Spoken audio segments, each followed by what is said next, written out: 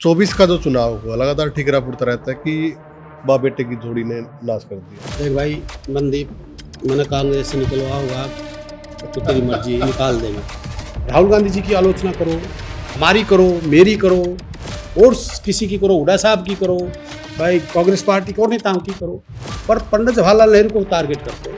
पंडित जवाहरलाल नेहरू को सबसे पहले पंडितों ने बुला दिया। मैं मानता हूँ इस बात से, मैं इस बात से मैं मानता हूँ पंडितों की हड्डियों में पानी है, खून नहीं है। ब्राह्मणों की अगर बात करें तो ब्राह्मणों राजनीति के मामले में पिछड़ रहे हैं। आप देख रहे हैं कि कोई पद नहीं है, बड़ा पद नहीं। फिर ये बम पंडित जी महाराज मुझे गाड़ी देंगे, ये सारे नेता फिर एक फरसा उठाऊंगे, मेरी नाड़ में काटेंगे। अरविंद शर्मा जी खुद ये नहीं चाहते कि कोई ब्राह्मण का लड़का आगे आए। आप गू गोबर आपस में खा रहे हो, खिला रहे हो, ये समाज की इज्जत बनी थी। जाट समाज अपना बेटा अपना भाई मानता है, और मैं उनकी वोट लूँ और उसी समाज को फिर मैं गाड़ी रखूँगा, तो कौन सा तुक की बात है। राम कारगोतम को किसने एमएलए बनाया था भाई? जाट समाज नहीं बनाया पहले, तो आप फिर उनको टारगेट करते हो। चमचागिरियों में ज़्यादा विश्वास, हमारा जो समाज है चमचागिरियों में ज़्यादा विश्वास रखता है। अब इन्होंने टांग खींचने पर लगे रहते हैं एक दूसरे की। लेकिन नेताओं भी तो लगातार जात पात की बात करते हैं। मैं धनखड़ साहब का कल परसों का बयान देख रहा था, तो 35 की बात कर रहे थे कि 35 जातियाँ हमारे साथ हैं। आज मैं ये आपके चैनल पर खुलासा कर रहा हूँ, और मैं आज खुला बोलता हूँ। भूपेंद्र सिंह हुड्डा की कोठी के अंदर मैं था, और उस भगवान को मैंने जी देना, मैं झूठ बोलता हूँ तो।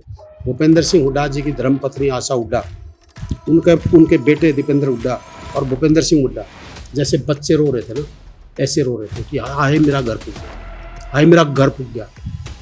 एक तरफ तो हुड्डा ने ख़त्म कर दो, और एक तरफ इनके टीस थी मुख्यमंत्री बनने की, जो 35 की बात करने वाले थे। इनके ये टीस ये थी कि भाई हम मुख्यमंत्री क्यों नहीं थे। राम मंदिर चोरी विवाद तो आपने सुना ही होगा, तो उस पर ही मैं एक बयान सुन रहा था कि छोटी मोटी चोरी हो जाती है। ओम प्रकाश जी आप बहुत बड़े, तो आप ये बताओ फिर बड़ी चोरी क्या होती है? अगर आप 5-4 हज़ार करोड़ की चोरी को छोटी मान रहे हो तो बढ़ाओ, बड़ी चोरी तो बताओ। तो भाई इनके लिए तो 5-7 हज़ार लाख करोड़ की चोरी को बड़ी मानते हैं। बोला जो राम को लाए हम उसको लाएंगे। भाई आज ये मुझे बड़ा इस बात का भी दुख होता है कि देखिए ऐसा कलयुग आ गया, आज लोग भगवान से बड़ा अपने आप को समझते हैं। आपका एक बयान भी था, कुलदीप वत्स ने कहा था कि ऐसा कोई नोट नहीं छपा जो उसको खरीद।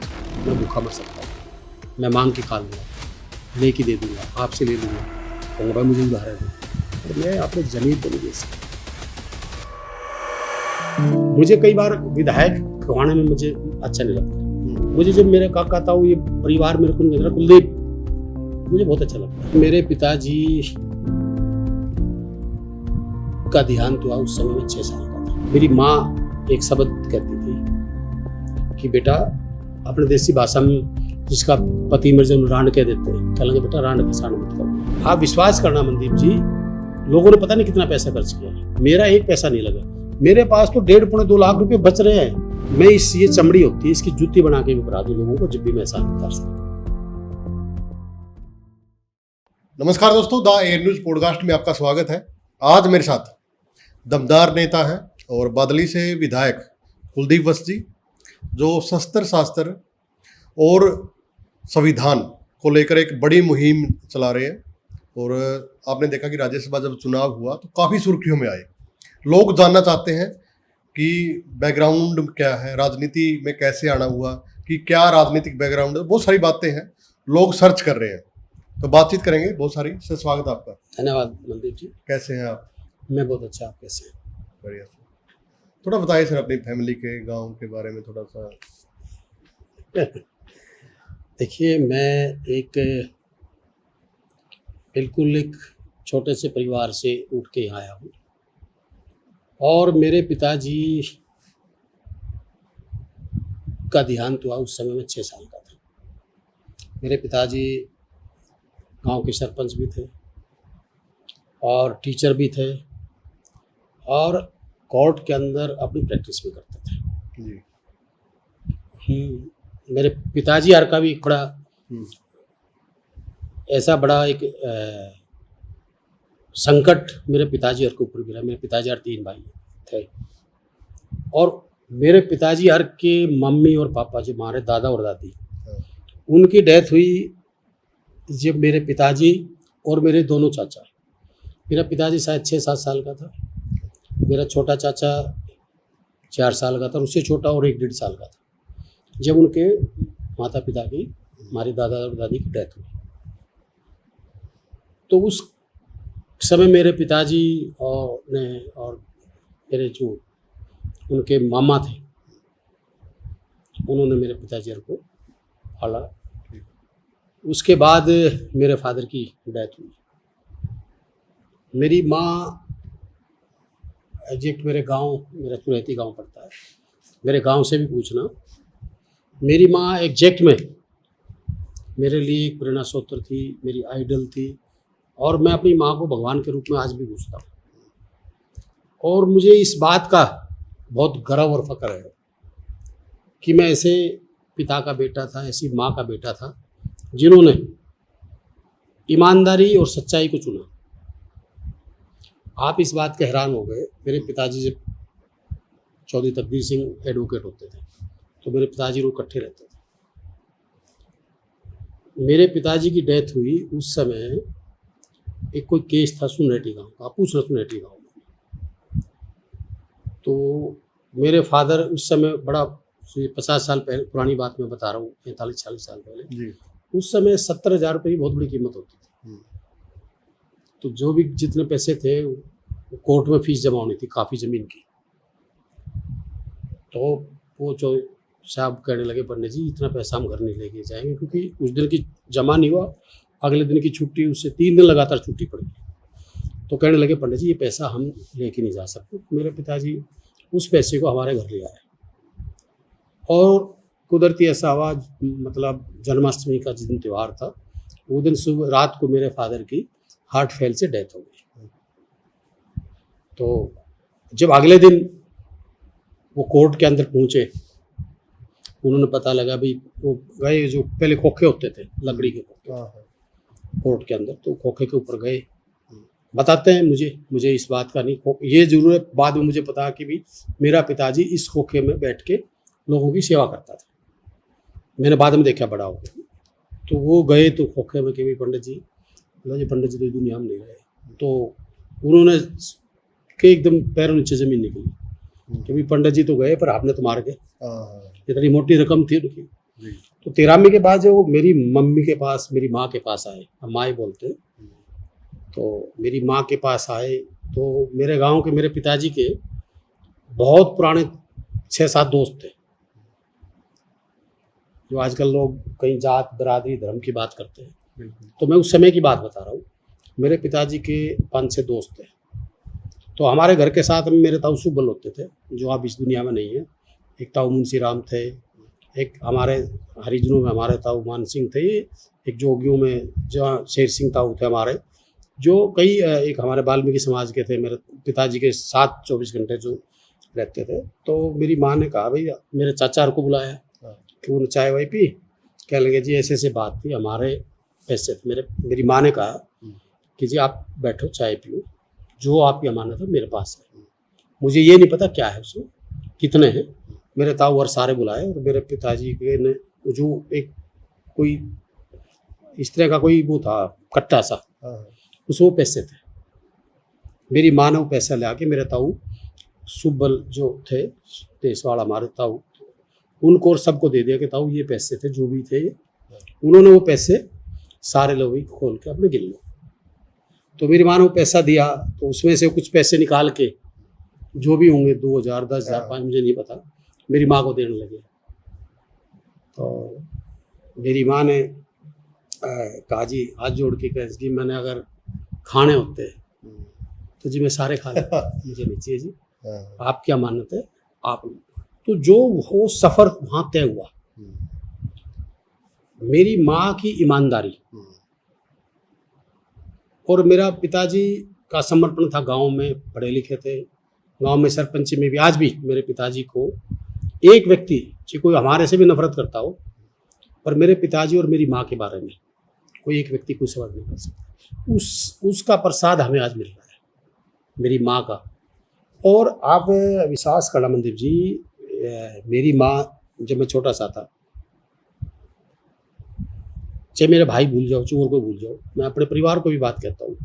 मेरी माँ एक शब्द कहती थी कि बेटा, अपने देसी भाषा में जिसका पति मर जाए रांड कह देते हैं, कह लगे बेटा रांड का सांड मत कहो।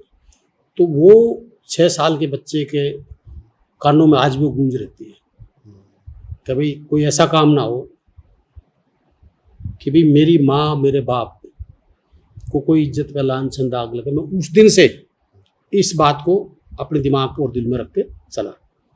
उसके बाद मैं 10वीं तक मैंने पढ़ाई की अपने स्कूल में, अपने घर का काम भी किया। मैं अपनी माँ के साथ मेहनत से, आप ये लगाओ कि मैंने चाहे खेती का काम था वो भी किया, पशुओं का काम था वो भी किया, और सुबह 4 बजे उठ के अपनी एक्सरसाइज भी करते थे। खेत से काट के पूरी वो जवार भी और भी लाते, सूखी पूरी हमने संग अपने माँ के, ये कि मेरी माँ मतलब को कोई तकलीफ ना हो। और मेरी माँ ने वास्तव में, मैं एक चीज़ कहता हूँ, माँ सबकी देवी के रूप होती है, और मेरे लिए तो सभी माँ मेरे लिए देवी की रूप है, सभी की माँ मेरे लिए, पर मेरी माँ एक देवी का रूप थी। उसका आशीर्वाद जो आज मैं यहाँ हूँ, तो हमने अपनी मेहनत की। उसके बाद मैंने, आप कहोगे हंसोगे, मैं मेरी माँ को बगैर बताए, मेरी सिस्टर कसार में रखी, शादी हुई है कसार में, सोमानी और पार्ले-जी की फैक्ट्री थी। मैं छुट्टियाँ पड़ती थी, हमने भैंस भी चराते थे स्कूलों में, जब छुट्टी होती थी भैंस भी चराते थे, काम सारे करते थे। तो मैं अपनी माँ से कहता मैं वहाँ जाता हूँ सिस्टर के, और वहाँ जाके मैं गुप्त नौकरी करता 1 महीने 1.25 महीने। कौन सी नौकरी की आपने पहले? सोमानी में फैक्ट्री में। Okay. अब मैं आगे बताता हूँ। सोमानी फैक्ट्री में क्या काम करते थे वहाँ? मैं काम भी आ रहा हूँ। मैं वो काम करता था जिस टाइलों की जो पैकेट बनते हैं, जो टाइलों की एक पेटी होती है, मैंने वो उठाई। 1 महीना नौकरी करके आता था, मेरी माँ को पता नहीं लगती थी। मेरी सिस्टर ने एक बार कह दी तो यहाँ पे ऐसे ऐसे करता है, तो मेरी माँ ने मेरे को लड़ाई करी। तो मेरा एक मकसद ये रहता था कि मैं अपनी माँ को कोई तकलीफ नहीं दूँ। उसके बाद मेरे गुरुजी भी हैं, डॉक्टर D.R. शर्मा थे, अब इस दुनिया में नहीं। मैंने वहाँ पे उनके साथ मैंने काम किया। मैंने कंपाउंडर के रूप में उनके बेटे की तरह मैंने काम किया, और मैंने बड़े मतलब कुछ भगवान की कृपा लगाओ कि मैंने जब तक उनके साथ सेवा करी, और मेरे हाथ को एक ऐसा जस आ गया, मेरे पास टाइफाइड, बर्न केस और पॉइजन केस। मैंने अपनी क्लिनिक की यहाँ से जाके पटौदी में एक खोड़ चौक पड़ता है, वहाँ पे एक हमारे ताऊ थे। मैं आज एक खुलासा और कर रहा हूँ। हमारे ताऊ मूलचंद थे, चंदूलाल, खुड्डड़ गांव से, काशी पढ़े हुए पंडित थे। तो जब मैंने अपने क्लिनिक के विचार किया करने का, तो मेरी माँ बहुत मानती थी। मैं कहता है ताऊ तो पूछ ले भाई कब करना है। मैंने कहा ताऊ जी मैं अपनी दुकान करना चाहता हूँ। क्लिनिक तो समझे नहीं, क्या दुकान? बोला अच्छा। उसने मेरे से कहा कि तू शमशान घाट में जाके बैठ जाना, तेरा काम करेगा तू, मतलब तेरा काम इतना तेन फुर्सत नहीं मिलेगी, और आप विश्वास करना मनदीप जी, मेरे साथ चलना। मैंने जहाँ क्लिनिक की, जो मेन स्टैंड था उससे आधा किलोमीटर चौक छोड़ के आगे जाके मेरे को कोई जगह नहीं मिली, मैंने वहाँ की। और उस समय डेंगू का बड़ा भारी प्रकोप हुआ था, पहली बार डेंगू आया था। मेरे पास एक दिन में 200 मरीजों की ओपीडी होती थी। दिन रात मुझे ये टाइम नहीं मिला कि मैं रोटी भी खा लूँ। मैंने बड़ा संघर्ष किया, और मेरे ताऊ ने ये कहा उस समय, पंडित जी ने कि बेटा तू राजनीति, तू ये तो 5-7 साल करेगा, फिर तू राजनीतिक में जाएगा। मैं कहता हूँ मैं राजनीतिक में मेरा उस समय मैं 32-33 साल पहले। तो मैं कहता हूँ मैं राजनीतिक, तो आप देखिए मैंने वहाँ मेरा बहुत अच्छा पटौदी हल्के में मेरा साथ भी लोगों ने दिया। मेरी राजनीतिक जन्मभूमि वही है, पटौदी।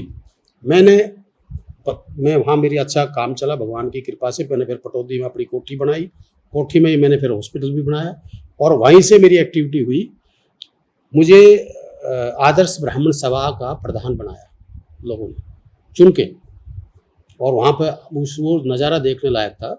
आप पटौदी में पूछना, इतने आदमी इकट्ठे होके 5-7 आदमी इकट्ठे होकर चुना। और वहाँ से मैंने फिर मैं चौधरी भूपेंद्र सिंह हुड्डा के साथ वैसे 1990 से हूँ।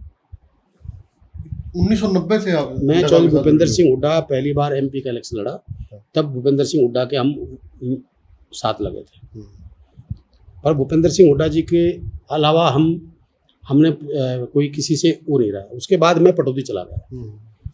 उसके बाद मैंने एक्टिविटियाँ राजनीतिक शुरू कर दी। हुड्डा साहब के प्रोग्राम, कभी मैं राव इंद्रजीत के मेरे बहुत अच्छे रिश्ते रहे, बहुत अच्छे रिश्ते आज भी है मेरे, ये नहीं कि आज भी नहीं है, मेरे अच्छे रिश्ते उनसे रहे। मैंने राव इंद्रजीत के लिए बहुत मेहनत की, जैसे भूपेंद्र हुड्डा जी के लिए मेहनत की, राव इंद्रजीत के लिए भी। पहले आप राव इंद्रजीत के साथ जुड़े? नहीं, मैं फर्स्ट में भूपेंद्र सिंह हुड्डा जी के साथ था। हुड्डा साहब ने, भूपेंद्र सिंह हुड्डा जी और राव इंद्रजीत दोनों बहुत अच्छे दोस्त थे। तो मेरे को हुड्डा साहब जब 96-7 की बात है, 98 की होंगी शायद, हुड्डा साहब ने मेरे से कहा कि भाई राव इंद्रजीत जी, ये मेरा छोटा बच्चा है और तेरे को इसका हाथ पकड़ा रहा हूँ, बड़ा मेहनती छोरा है, अपनी जो देसी भाषा है, अपनी जाट भाषा, उसमें बहुत मेहनती छोरा है भाई। तो उस समय में इंद्रजीत की मेरी अच्छी हुई। राव इंद्रजीत के जो फादर थे, राव वीरेंद्र सिंह जी, एग्जैक्ट में मैं उनके पास भी जाता था, सिर्फ किस लिए कि उनका नाम सुना था मैंने, मेरे दिमाग में कीड़ा रहता था। मैं राव वीरेंद्र सिंह के पास गया।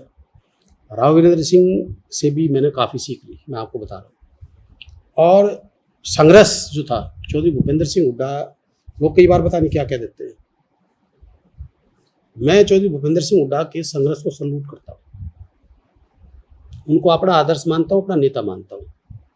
और मतलब उन्होंने जो संघर्ष किया उस समय, जब चौधरी देवलाल जी के साथ इलेक्शन लड़ा, देखिए कमज़ोर आदमी के साथ तो कोई भी जीत जाता है। चौधरी देवलाल इस देश के महानतम नेता थे। लोगों की आदत है बड़े बड़े नेताओं के बारे में कुछ कहना नहीं। जो देश के महानतम नेता थे, मैं उनका सबका सम्मान करता हूँ, चाहे चौधरी रणबीर सिंह जी हों, चाहे चौधरी देवलाल जी हों, चाहे चौधरी भजनलाल जी हों, चाहे बंसीलाल जी हों। मैं कभी, जो इस दुनिया में नहीं है, मैं कभी भी उनके बारे में, जो महानतम है वो रहेंगे। मेरे एक छोटे से आदमी से किसी के बारे में कुछ कहने से कभी कोई छोटा नहीं हो सकता। तो मैंने राव वीरेंद्र सिंह से भी काफ़ी बातें मैंने सीखी।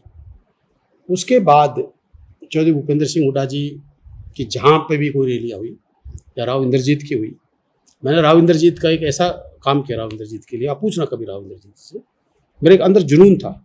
मैंने पटौदी के अंदर एक युवा शक्ति संघ बनाया और उनके आई कार्ड बनाए, 10,000 युवा संघ पूरे पटौदी हल्का। उसके उस समय चौधरी ओम प्रकाश चौटाला मुख्यमंत्री थे। तो चौटाला के खौफ से इतने थे, डरते थे लोग, तो कोई निकल नहीं पाता था। राव इंद्रजीत जी ने मेरे कहा, कुलदीप यार, तुम यूथ हो, यंग हो, तुम्हारे अंदर जुनून है, कुछ करो मेरे लिए। मैंने कहा जी करेंगे। तो हुड्डा साहब और राव इंद्रजीत दोनों बहुत अच्छी इनकी जोड़ी थी। तो मेरे भी ये थे कि भाई हुड्डा साहब ने हाथ पकड़ा है तो हुड्डा साहब को ये ना कहे कि भाई आपका बेटा, आपका भाई गलत है। तो हमने अपना राव इंद्रजीत का मैंने ईमानदारी से साथ दिया। कभी पूछो, कभी राव इंद्रजीत से एक पैसे का फायदा नहीं उठाया, कभी भी। पर जब मैं जिसका हूँ ना, तो मैं उसका साथ देता हूँ डट के, कति मतलब मन से। उसके बाद राव इंद्रजीत जी का मैंने प्रोग्राम कराया। राव इंद्रजीत का 8 किलोमीटर करीबन जमालपुर चौक पड़ता है। जमालपुर चौक से पटौदी तक नंगाड़े और बाइक, यंग। और राव इंद्रजीत स्वयं उस रैली में ये कहते हैं कि भी मेरे फादर इतने बड़े लीडर हाई वाल के रहे, इतना जबरदस्त प्रोग्राम ना मेरा हुआ ना मेरा पिताजी का हुआ। ये बात राव इंद्रजीत ने स्टेज से कही। उसके बाद चौधरी भूपेंद्र सिंह हुड्डा जी की यात्रा शुरू हुई 2002 में। संघर्ष हुआ, कंडेला कांड का जो भी हुए, तो हुड्डा साहब से हमने प्रणाली उनके संघर्ष किया। उसके बाद मैंने इलेक्शन लड़ा जिला परिषद का। और जो बात चौधरी भूपेंद्र सिंह हुड्डा जी के सीख लेने की बात बता रहा हूँ, मैंने एक, ना मेरी खुद की वोट, ना मेरा गांव, ना मेरा इलाका, और जहां मैंने जिनके खिलाफ इलेक्शन लड़ा, आप कहोगे इलेक्शन तो लड़ते रहते हैं, हार जीत चलती रहती है। मैंने जिनके खिलाफ इलेक्शन लड़ा, उस समय के प्रमुख, जिला प्रमुख थी चौटाला के टाइम में शिक्षा यादव, जिसकी एक किस्म से तुति बोलती थी। पूर्व जिला प्रमुख रहे शीशराम जी, बड़े प्रमुख समाज सेवी थे। टेकचंद बोहरा जी, बड़े बड़े एक अच्छे, जिनका एक कद्दावर आदमी थे। मैंने उनके खिलाफ इलेक्शन लड़ा। एक पंडित दरबारी जी थे, मेरे से बोले कहाँ इलेक्शन लड़ रहे हो, तो मैंने कहा जी कोई बात नहीं। मैं धन्यवाद करता हूँ पटौदी की जनता का। उन्होंने मुझे इतनी भारी वोटों से, एक तरफा इलेक्शन, मेरे को जिताया। और मैं एक और धन्य मेरा अपने सारे साथियों का, पटौदी हलके के जितने मेरे जितने साथी हैं, धन्यवाद मैं उनका भी करता हूँ। आप विश्वास करना मनदीप जी, लोगों ने पता नहीं कितना पैसा खर्च किया, मेरा एक पैसा नहीं लगा। मेरे पास तो 1.5-2 लाख रुपए बच रहे हैं। मैंने कहा भाई ये मेरे को क्यों पैसे दे रहे हो, सारा इलेक्शन लगा रहे हैं। तो हमने आज मैं पटौदी की बात करता हूँ। आज मेरे साथ पटौदी चलो। पटौदी के लोग मुझे इतना प्यार करते हैं। जब मैं एग्जैक्ट में मेरे को अभी भी आके ये कहते हैं कि भाई ये तेरी गलत बात है, तू पटौदी नहीं आता, क्योंकि पटौदी मेरा रेजिडेंस है। तो मैं पटौदी में भी शुरू कर रहा हूँ एक दिन की भाई उनका प्रेम, क्योंकि जो मेरी एक प्लेटफार्म था वहाँ से चला।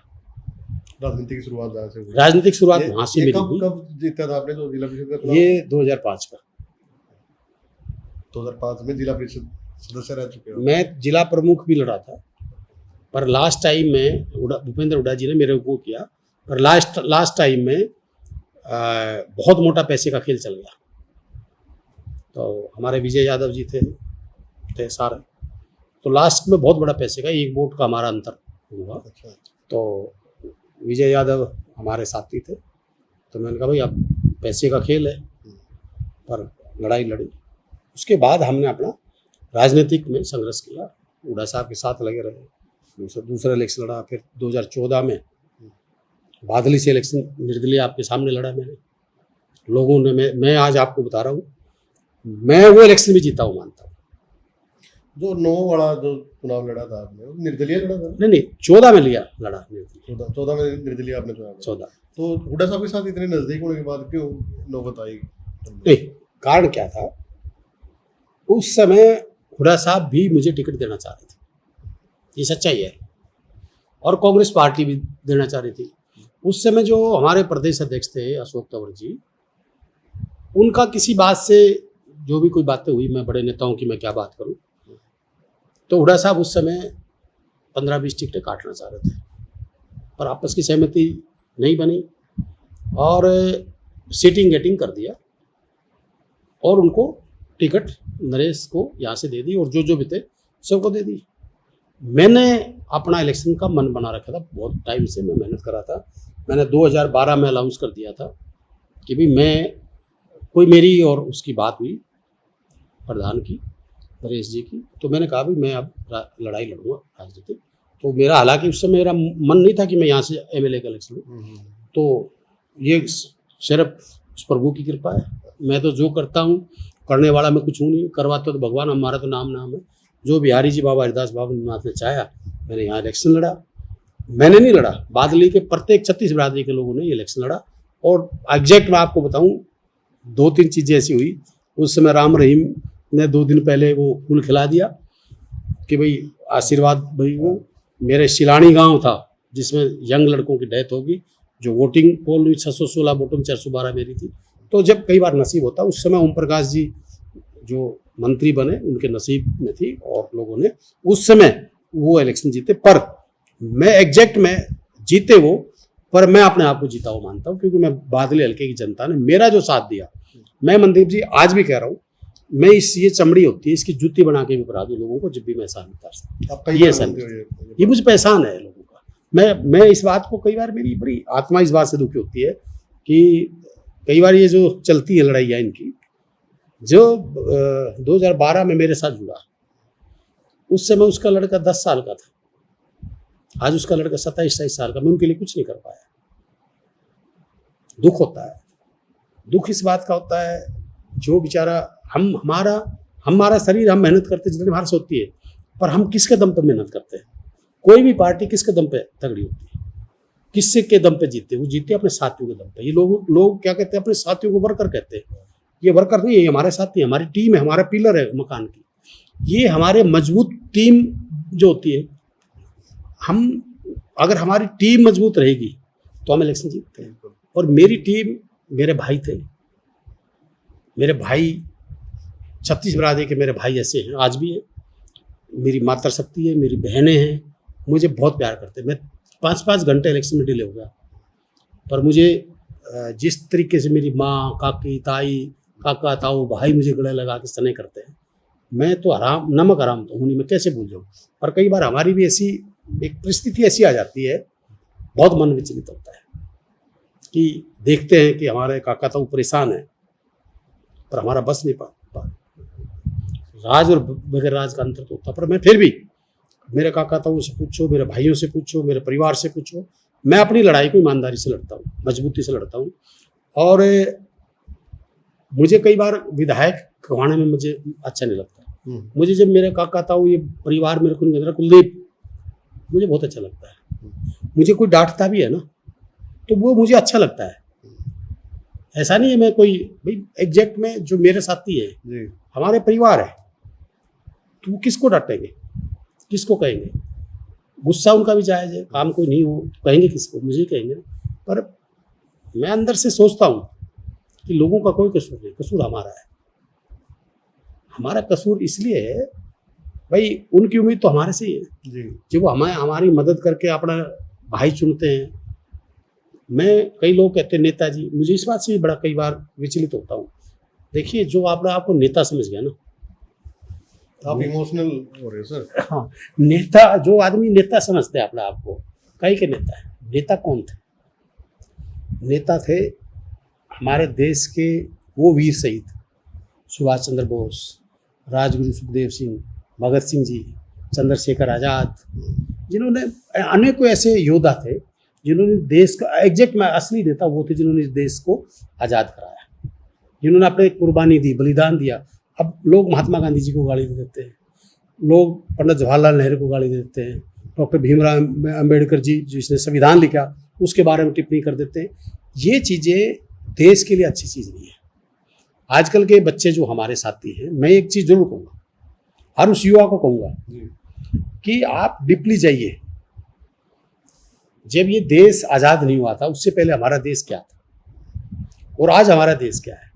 गाली देना तो आसान है बच्चों, आज क्या है, सोशल मीडिया एक ऐसी आ गई, इसमें आप लोगों को, बच्चों को खासकर इतना मिसगाइड कर देते हैं। अन्ना पंडित जवाहरलाल नेहरू, लाल बहादुर शास्त्री, सरदार वल्लभ भाई पटेल और जितने हमारे ये जो वीर शहीद जिन्होंने शहादत दी, डॉक्टर भीमराव अम्बेडकर जी जो संविधान लिखा, इतने अनेकों ऐसे थे जो मुझे खुद को इतनी नॉलेज में कई बार पढ़ता हूँ, जो जिन्होंने इस देश को अपने खून पसीने से सींचा है। अब विपक्ष का क्या काम, मैं देखता हूँ कई बार मेरा मन दुखी होता है। विपक्ष है कहाँ?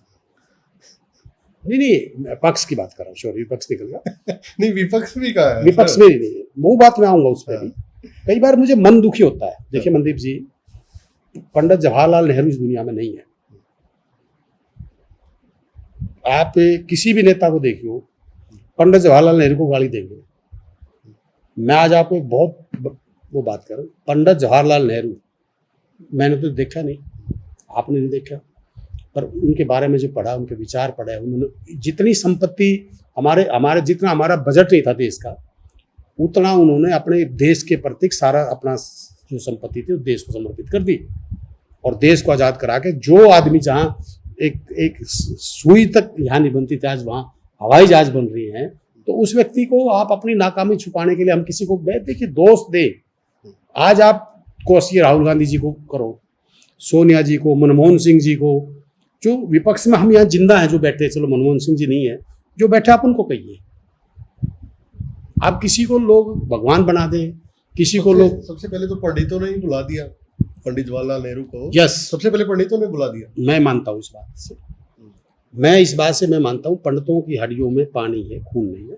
मैं बहुत कड़वी बात कह रहा हूँ, इन पंडितों को बुरी लगेगी ये बात।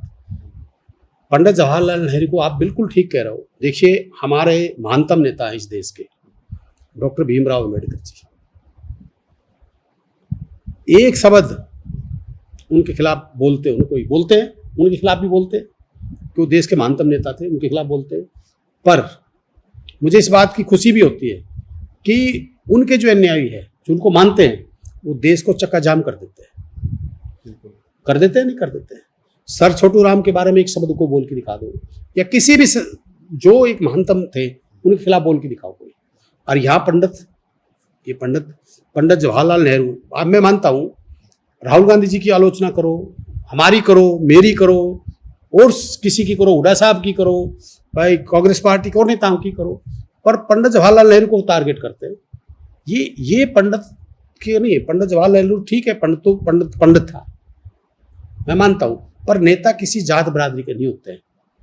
किसी डॉक्टर भीमराव अम्बेडकर कोई एससी समाज के थोड़ी, हमारे भी थे, जिसने हमारे को आज़ादी दी, संविधान लिखने की वो की, तो कोई वो एक सबके है। हम जब डॉक्टर भीमराव अम्बेडकर जयंती होती है तो हम खुद उसमें जाते हैं, हम उनको मानते हैं, मैं अपना आइडल मानता हूँ, उनसे हम सीखते हैं, उनकी वजह से हम आज़ादी से बोल रहे हैं। मैं जात बरादरी धर्म की बात नहीं करता, पर जो ये ब्राह्मणों वाली बात आपने कही, मैं इस बात से दुखी है कि वास्तव में ये कमज़ोर होते जा रहे हैं, इनके नेता कमज़ोर कर रहे हैं। सबसे बड़ी बात तो इनकी हड्डियों में पानी हो चुका है, और जब तक इनकी हड्डियों में खून नहीं पैदा करेंगे, जब तक अपमान सहता रहेगा, कि जब तक अपनी हड्डियों में पानी खत्म करना पड़ेगा, खून बनाना पड़ेगा। मैं एक चीज़ कह रहा हूँ, छत्तीस बरादरी सर्व धर्म को साथ लेके चलो, सबको साथ लेके चलो, अन्याय ना करो, न अन्याय सहो। अगर कोई आपके साथ अन्याय करता है, मैं आपके साथ खड़ा हूँ, मैं कह रहा हूँ साथ खड़ा हूँ। पर आपको एक याद होगा, मैं करनाल के अंदर था, करनाल में मैं करनाल के एक एडवोकेट है, हमारी कोई बहन है, हमारे एससी समाज से, कोई एक जनरल समाज के व्यक्ति ने उस बहन के लिए टिप्पणी करी, और मैं करनाल में गया हुआ था, तो वहाँ मेरे से क्वेश्चन किया यूजीसी के ऊपर, यूजीसी पे क्वेश्चन किया। मैंने कहा भाई यूजीसी, ये जो आज का जो चल रहा है, जो आज का एक ट्रेंड चल गया, आप देखिए, पहले हिंदू मुसलमान था ना, हिंदू मुसलमान हुआ, फिर कहीं पटेल नॉन पटेल हुआ, कहीं जाट नॉन जाट हुआ, फिर उसके बाद हरियाणा में जो हमारे एससी समाज के, वाल्मीकि समाज के, धानक समाज के सभी एक थे, ये डीएससी के नाम से इनको पाड़ा। ये यूजीसी क्या है? हमारे सारे समाज के बच्चे इकट्ठे पढ़ते हैं, नहीं पढ़ते हैं? ये मैं जनरल समाज के लोगों को भी कह रहा हूँ और समाज के लोगों को भी कह रहा हूँ, ये किसी ना एससी बीसी का भला करना ना जनरल का, सिर्फ क्या है कि हमारे भाईचारे के ताना बुनने को तोड़ मरोड़ के फाड़ दो कि भाई को भाई खाने लगे। मुझे दुख इस बात का होता है कि हम सब एक है। मैं आज आपको मनदीप जी एक बहुत गर्व से एक चीज़ कहता हूँ, और मुझे अच्छा, मेरे फादर मेरी माँ ने भी सिखाया था कि आप, मेरे से कोई पूछता है आपकी जात क्या है, मेरी जात है इंसानियत की। मेरे पास आज गिन लो और स्टाफ से पूछ लो, मेरे पास 12 से 13 बंदे घर के जिनके हाथ से खाना खाता हूँ, वाल्मीकि समाज के, मेरे एससी समाज के, मेरे धानक समाज के। मैं कभी जात बरादरी की राजनीति नहीं करता। मेरे पास जाट समाज के भी, मेरे पास जांगड़ा ब्राह्मण समाज के भी, मेरे पास अपने रेहबारी समाज के भी है, मेरे पास गुज्जर समाज के भी, यादव समाज के भी। मैं कभी जात बरादरी की राजनीति नहीं करता, कमजोर व्यक्ति इस तरह की बात करता। पर कई बार क्या होता है, मुझे दुख कई बार किस बातों का होता है, कुछ लोग ऐसे होते हैं जो समाज को तोड़ने का काम करते हैं। तो मैं जो समाज तोड़ने की बात मैं कर रहा था, कुछ लोग एक अपनी आदत बना चुके हैं, चाहे वो कोई कुछ पंडित हो, चाहे कोई एससी समाज के हो, कुछ जाट समाज के हो, चाहे और समाज के हो, उन्होंने एक क्या बना रखा है आजकल, एक ये सोशल मीडिया एक ऐसी चीज आ गई, 10 इकट्ठे हो गए, एक दूसरे को समाज को गाली पकड़ने लग जाते हैं। वो ना उस समाज के दोस्त हैं, ना वो इस प्रदेश के दोस्त हैं, ना इस देश के दोस्त हैं, ये दुश्मन है। ऐसे लोगों को समाज ने पहचानना चाहिए। मैंने जिस बात में बहन का जिक्र कर रहा था, वो बहन का मैं इंटरव्यू देख रहा था, जो हमारी एससी समाज की बहन थी, एडवोकेट थी करनाल के अंदर। तो उस बहन के बारे में एक कोई और व्यक्ति था, झगड़ा कुछ और था, उस बहन के बारे में जो समाज को गालियां बकी। मैंने कहा मैं उस बहन के साथ खड़ा हूँ, मेरे कोई एससी समाज के बारे में भी अगर कोई मेरी बहन बेटियों को कोई भी बोलेगा, मैं कुलदीप वत्स अपनी गर्दन कटवा सकता, अपनी बहनों के साथ खड़ा रहूँगा। कोई राजपूत समाज हो, चाहे कोई जाट समाज हो, चाहे कोई ब्राह्मण समाज हो, कोई समाज होगा, मैं खड़ा रहूँगा। मेरे लिए जात बरादरी नहीं है, पर मैं उस बात से मुझे पीड़ा होती है। ये इस तरह के समाज को, किसी भी समाज को बदनाम करना, आप एक ट्रेंड बन गया, एक दूसरे समाज को गाली दो। मैं आपके चैनल, आज आपके चैनल के माध्यम से कह रहा हूँ, मैं छत्तीस बरादरी के लोगों को, खासकर युवाओं को एक बात कह रहा हूँ, ये राजनीतिक स्टंट है। मैं आज आपको बता रहा हूँ, आप अपने आप को पहचानो। समाज के जो गंद जो भरी पड़ी है, इस गंद को फेंको। लेकिन नेताओं भी तो लगातार जात पात की बात करते हैं। मैं धनखड़ साहब का कल परसों का बयान देख रहा था, तो 35 की बात कर रहे थे कि 35 जातियां हमारे साथ हैं। तो ये आपने भी सुना होगा उस बयान को। देखिए, ओम प्रकाश जी बड़े सीनियर नेता हैं, इसके दर्द है। इन्होंने दो चीज अपनाई है, या तो भूपेंद्र सिंह हुड्डा को टारगेट करना, या अब आप एक बात कहिए, 2016 का मामला और आप एक इतने बड़े लीडर बन रहे हो, आपने कह दिया 35-1। क्या होता है 35-1? इनसे पूछो, इनसे ये पूछना चाहिए। आप इतने सीनियर नेता हो, आप राष्ट्रीय अध्यक्ष रहे हो किसान मोर्चा के, आप प्रदेश के अध्यक्ष रहे हो बीजेपी के, कैबिनेट मंत्री आप रहे हो, आप अपने राष्ट्रीय सह सचिव भी हो पार्टी के। क्या ये शोभा देता है? मैं बयान ओम प्रकाश जी का तब भी पढ़ रहा था कि 2016 में का बयान है एक इनका, आरक्षण के बाद का, कि जहाँ जहाँ कांग्रेस के विधायक थे वहाँ आगजनी, वहाँ दंगे हुए, वहाँ वो हुए। मैं ओम प्रकाश जी आपसे एक बात पूछ रहा हूँ, और ये बात मैं बड़ी गंभीर सा, मुझे दुख हुआ है इस बात का। मैं उस समय, मेरी आत्मा रो रही थी। मैं झज्जर में छत्तीस बरादरी के भाईचारे पर गया था, और मैं उस सीन को भी नहीं भूल सकता। मैं भगवान को साक्षी मान के एक बात कर रहा हूँ। आज मैं ये आपके चैनल पर खुलासा कर रहा हूँ, और मैं आशुलाद का झूठ बोलता हूँ। भूपेंद्र सिंह हुड्डा की कोठी के अंदर मैं था, और उस भगवान को मैंने जी देना, मैं झूठ बोलता हूँ। तो भूपेंद्र सिंह हुड्डा जी की धर्मपत्नी आशा हुड्डा, उनके बेटे दीपेंद्र हुड्डा और भूपेंद्र सिंह हुड्डा जैसे बच्चे रो रहे थे ना, ऐसे रो रहे थे कि हाय मेरा घर फूक गया, हाय मेरा घर फूक गया। ये वर्डिंग, ये चीख उस परिवार के लिए उनसे निकल रही थी। मैं दिल की बात कह रहा हूँ, मैं 3 आदमियों की कह रहा हूँ, और मैंने भगवान के जी देना, अगर मैं झूठ बोलता हूँ तो भगवान मुझे मौत दे। वो परिवार के 3 सदस्य थे, मैं वहां था जो वो रो रहे थे बुरी तरह, और बदनाम कर रहे हैं कि भूपेंद्र हुड्डा ने। आज आपको बता रहा हूँ, इसके असली षड्यंत्रकारी जो लोग हैं ना, वो बीजेपी के लोग थे, जिनने मुख्यमंत्री की चाहत थी, उन्होंने झज्जर रोहतक को फुकवाया था। भाई भूपेंद्र सिंह हुड्डा का कोई इसमें वो नहीं है। ये आज भी जब आप ये बताओ, उनकी प्रदेश अध्यक्ष वहां खड़ी है, आप क्यों समाज में दूरियां पैदा कर रहे हो? यहाँ आपने कहा कि भाई जहां जहां कांग्रेस के विधायक थे, आप यहाँ कैबिनेट मंत्री थे, मालिक थे जिला झज्जर के, पूरा पुलिस प्रशासन, पूरा डिप्टी कमिश्नर आपके अंडर थे। यार ऐसे तो ना करो, ऐसे तो समाज को मत तोड़ो, राजनीतिक करो।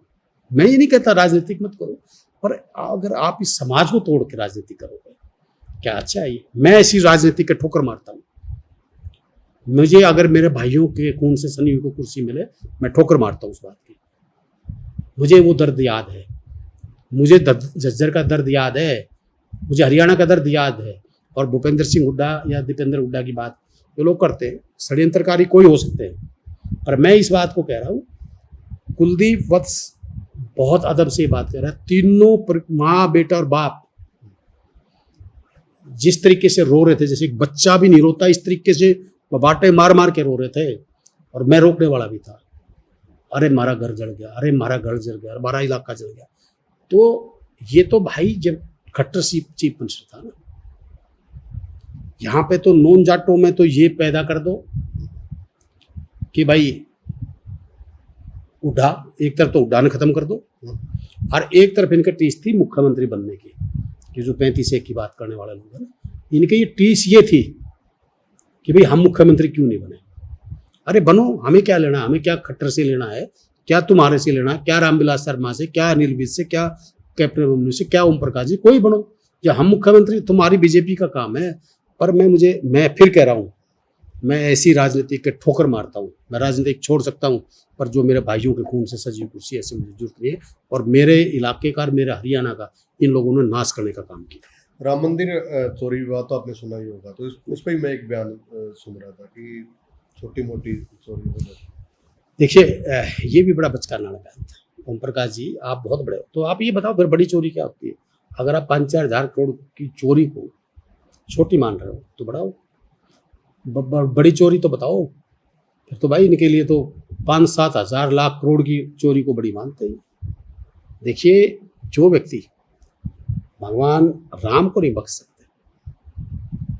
आज मैं एक बात बहुत अदब से एक बात कह रहा हूँ, भगवान राम और रावण का जब युद्ध था ना, तो रावण ने सीता माता को बुरी नज़र से देखा, उनके साथ उठाया, जो भी किया। तो भगवान राम ने, हनुमान जी ने उनकी सोने की लंका को भस्म कर दिया था, सब कुछ तहस नहस कर दिया था। आज रावण नाम की चीज़ नहीं है। तो भगवान राम का जब खजाना लूट रहा है, तो मैं तो एक बात कहता हूँ, जो लूट रहे हैं तो भाई वो भगवान राम ही देखता। तो ये नारा देते थे, बोला जो राम को लाए हम उसको लाएंगे। भाई आज ये मुझे बड़ा इस बात का भी दुख होता है कि देखिए कैसा कलयुग आ गया। आज लोग भगवान से बड़ा अपने आप को समझते हैं, भगवान राम से बड़ा जो लोग अपने आप को समझ रहे हैं। अब वो इनके राष्ट्रीय अध्यक्ष थे। मुझे इस बात का भी दुख है कि एक तरफ भगवान हनुमान जी को नचा रहे हो आगे, उधर राधा कृष्ण जो बिहारी जी जिनका असीम हमारी कृपा है, उनसे उनका स्वागत करा रहे हो। तो भाई ये कहीं के हिंदुत्व है भाई इनका? क्या है हिंदुत्व? क्यों ढोंग करते हैं? क्यों? तुम कम से कम इस भगवान को तो बख्श दो। और मैं एक चीज़ जरूर कह रहा हूँ मनदीप जी, आप एक बात नोट करो, ये भगवान की लाठी में बड़ी ताकत होती है, जब लगती है दिखती नहीं है, आवाज़ नहीं है पर इलाज करती है। और उस भगवान ने चीज़ कही दिखाया था कोविड के अंदर। मैं खुद सीरियस था, मैंने ज़िंदगी और मौत के बीच देखा, मैंने 10 बार नज़दीक से मौत को देखा। उस भगवान ने दिखाया था कि ये बंदे तू गलत सोच है, तेरी गलत भूल है, जो हूँ मैं हूँ। आप अहंकार में थे, लोग पैसे के अहंकार में थे, ताकत के अहंकार में थे। बताओ कहाँ गया वो पैसा? जो मैं कह रहा हूँ, मेरा दोस्त है प्रवीण जैन, पुलिस का बिल्डर है, 5-10 हज़ार करोड़ का उसका पिताजी तड़प तड़प भर के बचा लेंगे। और सिंगला वाइन्स वाले थे और बहुत पैसे वाले थे। कितने ऐसे लोग थे जिनकी डेड बॉडी भी लेती आने लोग कतरा रहे थे। उस भगवान की देन थी ना। कैसा माहौल बना था। भगवान ने सिर्फ, मैं आपको बता रहा हूँ, ये बीमारी कोई नहीं थी। ये बीमारी ये थी कि भगवान ने लोगों का हैम और वहम तोड़ना था। एक बार पुराने टाइम में कहते कातक वाली आई थी, एक डेड बॉडी जा रही थी, एक आ रही थी, एक जा रही थी। तो भगवान ने दिखाया था कि ये बंदे तू भूल कर रहा है, कुछ नहीं है। कोरोना आया था अपने। हाँ, तो फिर लोग उस समय तो सब खो गए थे जी। आज फिर उसी में तेरी मेरी मेरी तेरी। रामपाल महाराज हैं, वो कह रहे हैं कि राम अगर होता तो चोरी ऐसे थोड़ी हो जाती। राम है ही नहीं, सवाल उठा रहे हैं ऐसे। नहीं, देखिए, मैं रामपाल महाराज जी का सम्मान करता हूँ, बड़ा आदर करता हूँ, बहुत अच्छे वो काम कर रहे हैं। पर सब कुछ है महाराज जी, राम भी है, कृष्ण भी है, कलयुग में त्रेता में सब कुछ हुआ है, ऐसा नहीं है। ये जरूर है, देर है अंधेर नहीं है जी। बात करते हैं कांग्रेस की। 19 का चुनाव हुआ, उसके बाद 24 का चुनाव हुआ, और आपने पहले बताया भी कि बड़ी पीड़ा होती है कि सरकार नहीं है, कार्यकर्ताओं के काम नहीं होते। तो 24 का जो चुनाव हुआ, लगातार ठिकरा पुरता रहता है कि बाप बेटे की जोड़ी ने नाश कर दिया, उनकी वजह से सरकार नहीं आई। क्या मानते हो? देख भाई मनदीप, मैंने कांग्रेस से निकलवा होगा तो तेरी मर्जी, निकाल देंगे भाई। मेरी एक आदत है जी, मुझे सच कहे से कोई रोक नहीं सकता। हाँ। एक बार एक प्रिंसिपल था, और वो प्रिंसिपल के पास 1-2 निकम्मे से विद्यार्थी थे मेरे जैसे। हाँ। तो डीओ ने आना था। वो प्रिंसिपल ने सोची भाई यो इसको रोको नहीं, कुछ ना कुछ गड़बड़ करेगा। हाँ। तो प्रिंसिपल ने उसको बुलाया मेरे जैसे को, कहने लगा भाई तू ये 10 का नोट ले ले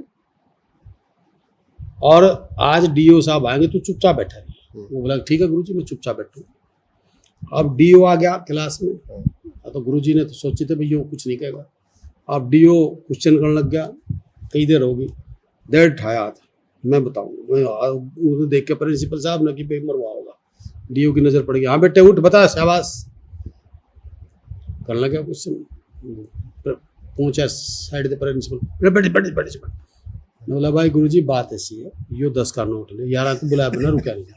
तो मैंने तो शायद तू कटवाओगा इस कांग्रेस से भाई, मैंने तो मेरे पे तो ये सारे पीछे पड़ रहे हैं। पर मैं एक बात जरूर कहूँगा भाई, बाबू बेटा ने बुराई दो, चाहे माँ बेटा ने बुराई दो, और चाहे कुलदीप वत्स ने बुराई दो, एक बात जरूर कहूँगा, मैं हुड्डा साहब से भी कह देता हूँ, कोई बात हो दीपेंद्र जी को भी कह देता हूँ, भाई मुझे तो ये बताओ, मैं किसी नेता का नहीं भाई, न्यू तो बताओ ही बाबू बेटे के अलावा मेहनत कौन करी, वो बताओ। चलो बाबू बेटा ने हरा दिया, मान लिया हरा दिया, तो मुझे ये भी बता दो बाबू बेटे के अलावा मेहनत कौन करता है, ये बता दो बस, सारा तोड़ इसी में आ जाएगा। दूसरा एक बात मैं जरूर कहूँगा, हमारे नए प्रभारी आए हैं, वो दिन सारे नेताओं ने संकल्प लिया मिल के चलेंगे। मैं आपकी को एक बात जरूर कह रहा हूँ, अगर कांग्रेस के सारे नेता मिल के चलेंगे तो कांग्रेस को कोई रोक नहीं सकता भाई। और एक बात कहूँ, कड़वी, आपको लग रहा है कि कड़वी बात कह रहा हूँ, कड़वी, जिस दिन कांग्रेस के बारे में और वर्करों के बारे में सोचने लग जाएंगे, उस दिन कांग्रेस बहुत मजबूत हो जाएगी। मर कौन रहा है? कांग्रेस का वर्कर मर रहा है। मर कौन रहा है? हरियाणा की जनता मर रही है। लड़ाई में किसका नाश हो रहा है? तो मेरा तो ये सभी मैं तो देखो एक वर्कर हूँ, मेरे सारे सीनियर नेता हैं, सारे सीनियर नेता हैं। हुड्डा साहब भी इस प्रदेश के 10 साल मुख्यमंत्री रहे, उन्होंने प्रदेश में सेवा करी है और निष्पक्ष भाव से करी है। शैलजा जी हैं, रणदीप जी हैं, अध्यक्ष जी हैं हमारे, नरेंद्र जी, और भी हमारे तमाम नेता हैं। पर सबका से मैं ये कहूँगा कि गुलदस्ता बना लो, गुलदस्ता नहीं बढ़ता तो काम नहीं चलता। राज्यसभा चुनाव हुआ और आप थोड़ा आगे निकल गए थे, इसलिए थोड़ा बैक लेके आ रहा हूँ। तो आप बड़े सुर्खियों में रहे, आपके बयान बड़े सुर्खियों में रहे, क्या वजह थी? मैं हेडलाइन पढ़ता हूँ उस टाइम की, पार्टी के गद्दारों की कुलदीप वत्स राहुल के सामने खोलेंगे पोल, कुलदीप वत्स को बनाने पहुंचे हुड्डा, मुलाकात के बाद क्या बोले, कांग्रेस छोड़ने गद्दारों के इलाज हुड्डा, राहुल पर क्या बोल गए वत्स। तो काफी सुर्खियों में रहे ऐसे बयान कि नाराज चल रहे हैं, क्या वजह है? देखिए मैं आपको एक चीज बताऊं, मैं एक बिल्कुल फिर कह रहा हूँ, मैं स्वाभिमानी व्यक्ति हूँ, मैं अपने स्वाभिमान के साथ समझौता कभी जिंदगी में नहीं करूँ। मैं राजनीतिक छोड़ सकता हूँ, मेरे दिल पे ईमानदारी से बहुत ठेस पहुंची थी और वो सबको पता है, और मैं एक समर्पित तरीके से पार्टी के साथ काम करता हूँ। मैं ना किसी से दब के चलता, ना मैं झुक के चलता, जिसको मैं अपना मानता हूँ उसको जीवन भर तक साथ देता हूँ, चाणिया तक का साथ रहेगा। कई बार पार्टी में मेहनत करके और काम करो और ईमानदारी से काम करो, और कोई भी छुट भैया लोग अगर पार्टी को खराब करते तो दुख होता है। मैंने इस बात की चौधरी भूपेंद्र सिंह हुड्डा ना मुझे मनाने के लिए पूछे, मैं आपको बता रहा हूँ, मेरे घर में फंक्शन था, मेरे नेता है। और आज आपको एक और बताऊँ, बहुत कड़वी लगी होगी किसी लोगों ने। देखिए भूपेंद्र सिंह हुड्डा का बेटा दीपेंद्र हुड्डा, मेरे पिताजी का नाम पंडित श्री सत्यनारायण वत्स है, मेरे पिताजी है वो। मेरे पिताजी आज दुनिया में नहीं है। मैं अगर सम्मान की बात करूँ, जैसे मैं अपने पिताजी के प्रति सम्मान रखता हूँ, उसी प्रकार चौधरी भूपेंद्र सिंह हुड्डा के प्रति मैं सम्मान रखता हूँ। मेरे बड़े हैं, मेरे नेता हैं, और जीवन भर मैं भूपेंद्र सिंह हुड्डा से मैंने सीख गया है। भूपेंद्र सिंह हुड्डा ने कभी 10 साल बदला बदली की राजनीति की नहीं, भूपेंद्र सिंह हुड्डा ने काम किए। जो नाश करने वाले लोग हैं ना, कुछ और है। और मैंने आपके मीडिया में भी कहा था भी भूपेंद्र सिंह हुड्डा को दीपेंद्र हुड्डा भी एक वक्त नहीं कहते भी मैं पापा आपके साथ नहीं, पर कुलदीप वत्स भूपेंद्र सिंह हुड्डा के साथ मरते दम तक, मैं आज ये ऑन रिकॉर्ड कह रहा हूँ, मैं गद्दार नहीं हूँ। मैं जिस थाली में खाता हूँ उसमें जिंदगी में छेक नहीं करता हूँ। मेरी किसी कभी मेरे विचार भी नहीं मिलेंगे ना, तो कभी ये एक चीज़ ध्यान रखना, मैं भूपेंद्र सिंह हुड्डा के बारे में कभी एक शब्द कोई कह दे तो नहीं, मैं पूरे चैलेंज करता हूँ ये कह देना, पर जहाँ दिल को कई ठेस पहुँचती है, मैं स्वाभिमानी व्यक्ति हूँ, मुझे कोई इस बात से कोई दबा नहीं सकता। लेकिन राजनीति में ये सब बातें चलती हैं स्वाभिमान की और वो बिल्कुल। चीजें। राजनीतिक मेरा कोई पैसा नहीं है, मैं कह रहा हूँ फिर मैं समाज के लिए लड़ाई लड़ूंगा, पूरे हरियाणा में लड़ाई लड़ रहा हूँ। आपने पूछा था ना शस्त्र शास्त्र और संविधान, इसका मतलब मैं बता देता हूँ। शस्त्र उस पे शास्त्र भी आएंगे सर, अच्छा, उस पे भी तो आएंगे। मैं एक स्वाभिमानी व्यक्ति हूँ और मैं अपने स्वाभिमान को जिंदा रखता हूँ। मुझे राजनीतिक कोई स्तर प्रिय नहीं है, मेरे लिए सबसे बड़ा मेरा स्वाभिमान। मैं अगर गलत हूँ तो मैं दबूंगा किसी से, और मेरे से कई बार कई उन्होंने कहा, मैं आज आपको एक फिर कह रहा हूँ, कुलदीप वत्स भगवान को मानने वाला व्यक्ति है। और मैं 6-7 साल का जब मेरा पिताजी मरा, उस समय मैंने उससे ही मैं हनुमान जी के व्रत रखता था, मैं इतना मानता था। जब ये थोड़े राजनीतिक में आने के बाद ये छोड़े, मैं हनुमान जी को आज मान दूँ, मैं उस बालाजी महाराज की कसम खा के कहता हूँ, कोई ऐसी ताकत नहीं बनी, बीजेपी के किसी नेता में ऐसी ताकत नहीं बनी जो मेरे जमीर को पैसे दे के खरीद ले। आपका एक बयान भी था, कुलदीप वत्स ने कहा था कि ऐसा कोई नोट नहीं छपा जो उसको खरीद सके। यस, मैं उस बालाजी महाराज को और बाबा हरिदास को साक्षी मान के कहता हूँ। मैं इसीलिए मैं कहता हूँ मैं स्वाभिमानी व्यक्ति हूँ। किसी ने कहा था, बीजेपी के ओम प्रकाश ने कहा था ना, मैंने चैलेंज किया ना, ये चैलेंज इसीलिए तो मैं कर रहा हूँ कि कोई ताकत नहीं बनी। देखिए, मैं भूखा मर सकता हूँ, मैं मांग के खा लूँगा, लेके दे दूंगा, आपसे ले लूँगा, कहूँगा भाई मुझे उधार है दो, पर मैं अपने ज़मीर को नहीं बेच सकता। आज तक इस बादली हल्के में का बेटा है, बादली हल्के का खून है, मुझे पता है। लोग कई बार कह देते यार ये एमएलए मौज लेते हैं, एक एमएलए को 40,000 रुपये की सैलरी मिलती है, ज्यादा मिलती है ना? और नहीं तो आप तो 2 बार के, नहीं आपको तो ज्यादा और भी बिल्कुल नहीं, 40,000 रुपये की सैलरी मिलती है, टोटल टीए डीए वो मिला के 1,40,000 रुपये 43,000 रुपये मिलते हैं। अब आप ये बताओ मनदीप जी, मैं जो मेरे काम धंधे हो रहे हैं ना, वो बेच चूर खाऊँ, वो काम मेरे, सच्चाई है। मैं सिर्फ कि मैं अपने स्वाभिमान, मेरे काका ताऊ को, मेरे पास 4-5 तो लड़के काम करने वाले, पीए है, मेरे काका ताऊ मेरी ड्यूटी लगाते हैं, मेरी जेब में भी नहीं हो ना, तो मैं कोशिश करता हूँ मैं अपने काका ताऊ की बात को ना गिराऊँ। आज मैं यहाँ हूँ, अपनी इज्जत बचा रहा हूँ ना, सच दिल की बात, मैं अपनी जो इज्जत बचा रहा हूँ ना, वो लोगों के हाथ जोड़ के, जाके झुक के, जो मेरे तबड़ पड़ता है उनकी मदद, तन मन। मेरे इलाके में बाढ़ आई अभी पीछे, हमने पता है, हमने अपने काका ताऊ को सबने पता है कि हमारा बेटा जिस साथ हमारे बीच में खड़ा रहा, कहीं मोटर, कहीं तेल, कहीं साथ, तो मैं अपनी जिम्मेवारी को समझता हूँ, मैं अपनी उस जिम्मेवारी को समझता हूँ। मुझे फीलिंग ये होती है कि किसान का दर्द क्या है, मजदूर का दर्द क्या है, युवाओं का दर्द क्या है। कह देते कि मेरे लेके, अरे भाई समझे ना, हम विपक्ष में बैठ के भी अपनी जिम्मेवारी को पूरी निभा रहे हैं। मैं अपनी लड़ाई विधानसभा में, आप देखते हो जी, चाहे वो सड़कों का मुद्दा हो, चाहे विकास का मुद्दा हो, चाहे बाढ़ का मुद्दा हो, कोई मुद्दे होते हैं, मैं लड़ाई लड़ता हूँ। मैं पैसे भी जितने होते हैं मैं देके आता हूँ। जी। जब से आपके बयान आने स्टार्ट हुए ना, तो लोगों में एक चर्चा है कि आप लोकसभा चुनाव लड़ो। देखिए, मैं कुलदीप वत्स बादली हल्के का बेटा है, मैं बादली से इलेक्शन लड़ूंगा अगर मुझे लड़ाएंगे तो। और मैं आपको एक और बता रहा हूँ, मुझे अगर बादली हल्के की जनता इलेक्शन कहेगी बेटा लड़, तो लड़ूंगा। मुझे भूख नहीं है इलेक्शन की, सच्चाई तो ये है। मैं अब संघर्ष करना चाहता हूँ, मैं आम व्यक्ति की आवाज़ बनना चाहता हूँ। मुझे दर्द होता है कई बार, मुझे एग्जैक्ट में ये दर्द है कि इस राजनीतिक को शुद्धिकरण की जरूरत है। आपने जो अब आते हैं शस्त्र शास्त्र और संविधान, जो आपने एक अभियान छेड़ा है पूरे हरियाणा में, तो क्या पूरे हरियाणा में कुछ एक बड़ा करने की सोच रहे हैं क्या? क्योंकि लोगों में बड़ी चर्चा है इस अभियान की। देखिए, आपने भरत तिवारी का जो मामला उठाया, मनीषा हत्याकांड, ये कई मामले आप उठा रहे हैं। देखिए, आपने कहा कि शस्त्र शास्त्र और संविधान, शस्त्र शास्त्र और संविधान, यही है शस्त्र राष्ट्र की पहचान। आज क्या हो रहा है? आज हो क्या रहा है?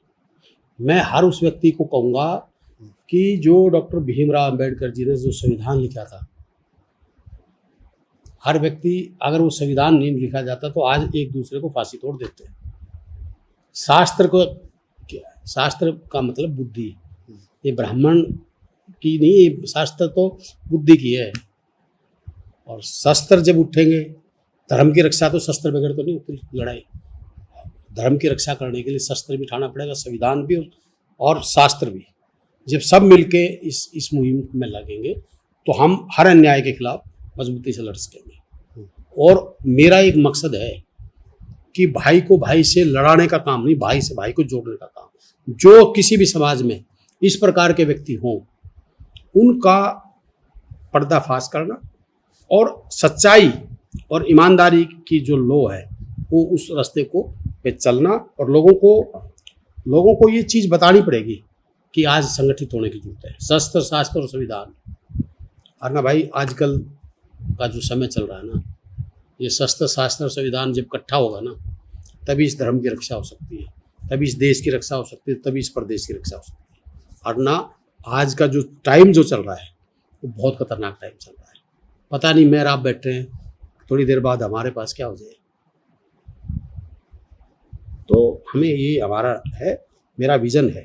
अब आप एक चीज़ कहाँ कर चुके हैं आप? इस एक चीज़ आप आइए, जो भरत तिवारी था, मैं उसके घर गया। मनदीप जी, आपको दिल की बात बता रहा हूँ।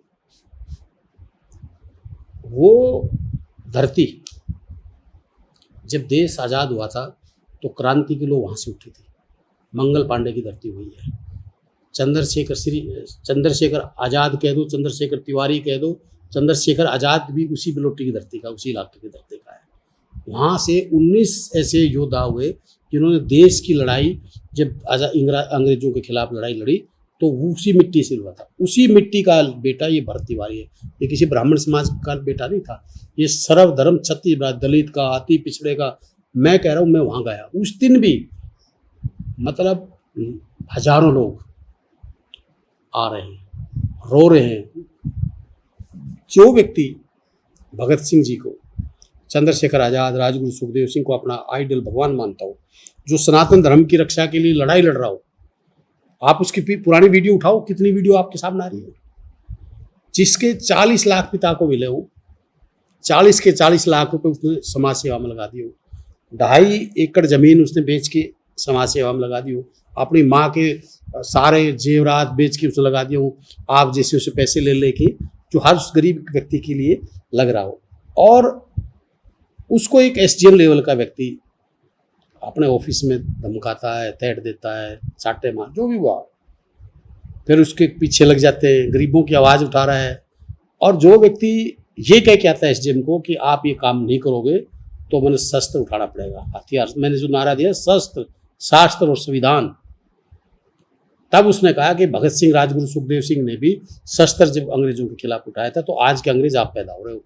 और आप इस बात का देखिए, वो जो फेसबुक पे लाइव चल रहा है, उसने एक बात कही पहले कि तुम मेरे अपने हो, तुम मेरे अपने हो, अगर तुम अंग्रेज होता तुम्हारा इलाज में कब का कर देता। उन्होंने उनकी वर्डिंग है।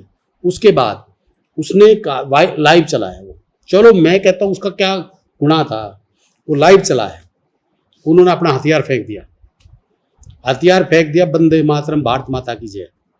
उसके बाद वो वहाँ जाता है, 3 गोली उसके मारते हैं, उसके मुंह से फिर भी भारत माता की जय निकल रही है, और निडरता से मेरी छाती में मारो। मैं सलूट करता हूँ ऐसे माँ बाप को जिसने ऐसे वीर को जन्म दिया, किसी जात और धर्म का नहीं था। वो व्यक्ति आज का, जैसे हमारे उस समय के जो शहीद भगत सिंह, राजगुरु सुखदेव सिंह, आज़ादी के बाद का जो शहीद भरत तिवारी था, उसको इसलिए उसका दर्द और दुख मेरे दिल में है। आप एक चीज़ बताइए, 13 साल की बेटी है, अरे ऐसे ऐसे दरिंदे जो 29, 30, 35 लोग उस बेटी के साथ, गंगानगर की घटना में जाऊंगा वहाँ पे भी, उसका रेप हो जाता है। ऐसे लोगों को फांसी देनी चाहिए। मनीषा का है, उसको परिवार बेचारा भटक रहा है, सीबीआई जांच होगी, उसकी कौन है क्या नहीं है, उसको फांसी दो ऐसे लोगों को।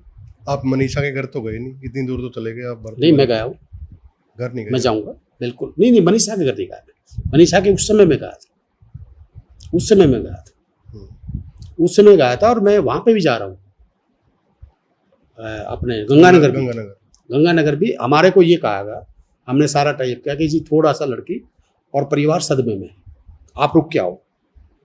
तो हमने, अभी ये मेरे प्रोग्राम के बाद हम वहाँ जा रहे हैं, क्योंकि देखिए कई बार क्या होता है, एक मर्यादा होती है।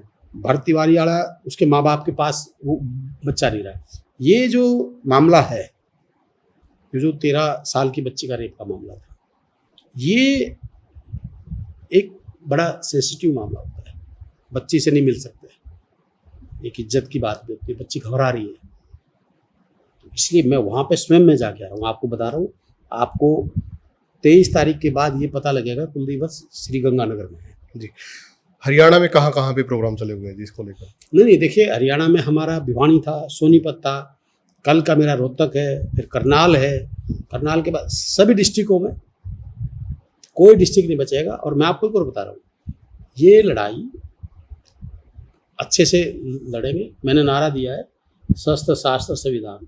मेरी कोशिश है इकट्ठे हो और अन्याय के खिलाफ लड़ो। ये अन्याय के खिलाफ लड़ाई लड़नी पड़ेगी। ये कोई पार्टी प्लेटफार्म नहीं है कि मुझे पार्टी, मेरे साथी हैं जो एक हमारा एक शस्त्र शास्त्र और संविधान की हमारी टीम बनी हुई है, वो लोग इस प्रोग्राम को करवा रहे हैं और मुझे बुला रहे हैं। मैं जा रहा हूँ, उस आवाज़ बन के जा रहा हूँ। आपको ब्राह्मण नेता के तौर पे भी देखा जा रहा है। पैरावर की जमीन का मामला हो गया सर। देखिए, जो पैरावर की ज़मीन का मामला था, हमारे साथी नवीन जहीन, मैं धन्यवाद करता हूँ, उसने संघर्ष किया, बंदे ने ईमानदारी से संघर्ष किया और उसमें हमारा भी योगदान जितना, हमने पूरी लड़ाई लड़ी। ये धौले का मालिक नाक की बात थी, 10-12 बरादरी थी, इसमें एक ब्राह्मण नहीं थे, 12 बरादरियों का मामला था। जो चौधरी भूपेंद्र सिंह हुड्डा ने 12-14 बरादरियों को मालिक नाक दिया। इसमें ब्राह्मण, जांगड़ा ब्राह्मण, सैन समाज, लोहार, अपने प्रजापत समाज, हमारे वाल्मीकि समाज, एससी समाज, गडरिया, काफ़ी समाज थे जो सदियों पुरानी ज़मीन दी हुई थी। उसका मालिक नाक भूपेंद्र सिंह हुड्डा ने दिया था। उस समय दुष्यंत चौटाला और खट्टर साहब जो थे, उन्होंने निश्चित किया। मैंने, आपने देखा होगा, मैंने लड़ाई लड़ी विधानसभा में, उसको रोक लगवाया। EWS का मामला है, तो लड़ाई तो जितनी होती है मैं सबकी लड़ता हूँ। अच्छा, मैं आपको एक और बता रहा हूँ। कई बार कहते हैं ब्राह्मण नेता। देखिए, मैं पहली बात तो मैं नेता नहीं, मैं आपको बता दूँ। मैं आपको, आप एक मेरा विधानसभा का इतिहास उठा लो जी।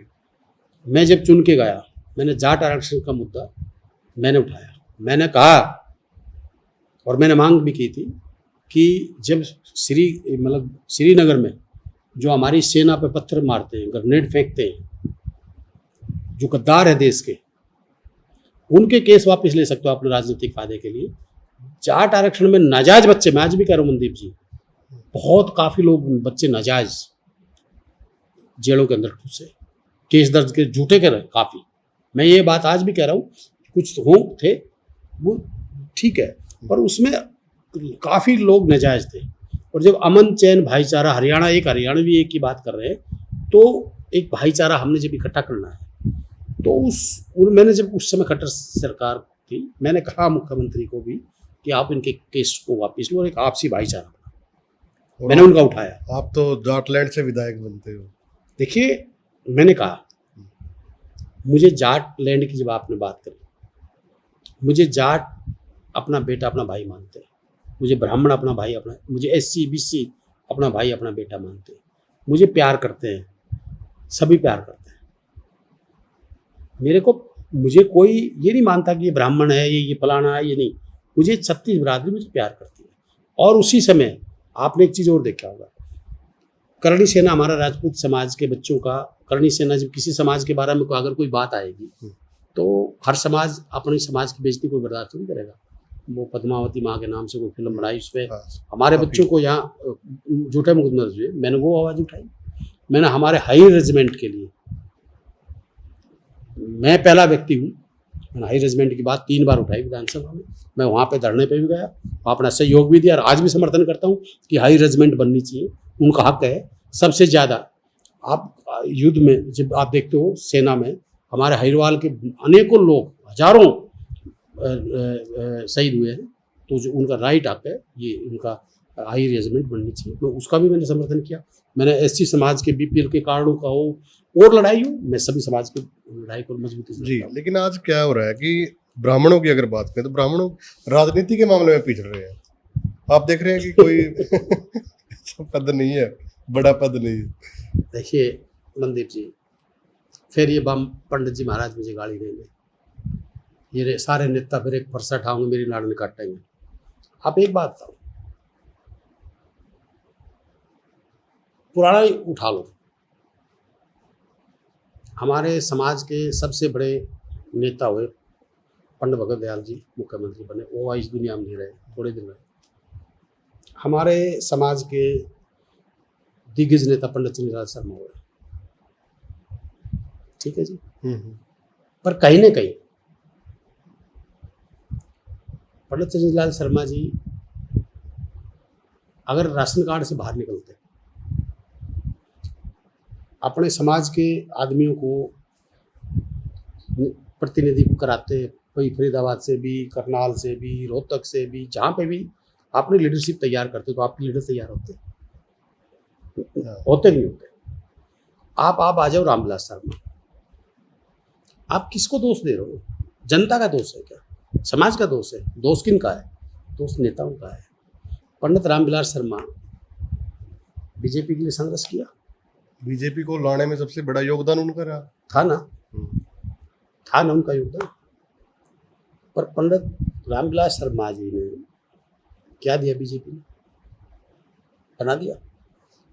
क्यों? उन्होंने कोई लीडरशिप तैयार कराई क्या? क्या उसके पीछे कोई 10-20 MLA कोई खड़े करे जो ब्राह्मण समाज के और भी समाज के करे? कहाँ गए आज? यूज किया हुआ।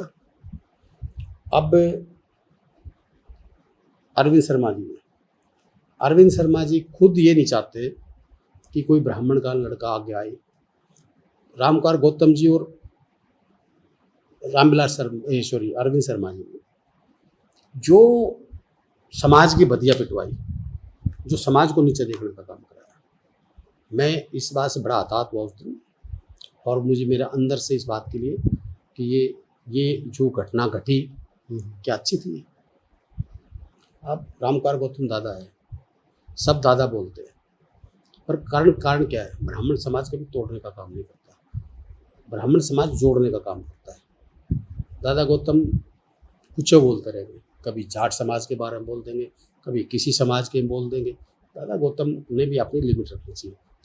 क्या एक समाज से कोई नेता बनता है? आप गू गोबर आपस में खा रहे हो, खिला रहे हो, ये समाज की इज्जत बनी थी क्या? मुझे दुख इस बात का। और 36 बिरादरी का ब्राह्मण सुबह उठते एक बात करता है कि भगवान सभी सर्व समाज का भला हो, उसे तो ब्राह्मण कहते हैं जी। और आप लोग अपनों का नुकसान कर रहे हो, काट रहे हो। अब अरविंद शर्मा जी मंत्री है, मुझे अरविंद शर्मा जी ये बताओ, 20 बढ़िया से काम गिनवा दो अपने समाज के लोगों का, वो लीडरशिप पैदा करिए, कोई भी किए तो। जब आप लीडरशिप पैदा नहीं करोगे, नहीं होने दोगे अपनी, तो फिर आपके लीडर कहाँ बनेंगे? आप लीडर कहाँ बनेंगे? जब तक समाज में आप अपनी लीडरशिप पैदा नहीं करोगे, मैं ही सोचूं कि मैं MLA बना रहा हूँ और किसी का नंबर नहीं आने दूँ, तो फिर तुम समाज की कहाँ बात है? भैया लीडरशिप पैदा होनी पड़ेगी, जानना पड़ेगा। और सर्व समाज 36 बिरादरी कम्बिनेशन। अब ये हमारे पंडित जी आगे वैसी मरोड़ बहुत रहेगी, टूट जाएंगे। मतलब चाहे कितना कुछ हो जाओ, चाहे मतलब अपना चाहे सारा घर का नाश हो जाओ, पर अपनी मरोड़ से ख़त्म नहीं होंगे। अब गाँव में क्या है जी, आप एक चीज़ देखो, मेरा पिताजी, आपके ना जाट लेने की बात करें, मेरे पिताजी ने उस समय भी कभी जात बिरादरी की बात, मेरा पिताजी, हमारा जाट समाज का गाँव है, मेरा पिताजी को चुन के सरपंच बनाया। क्यों?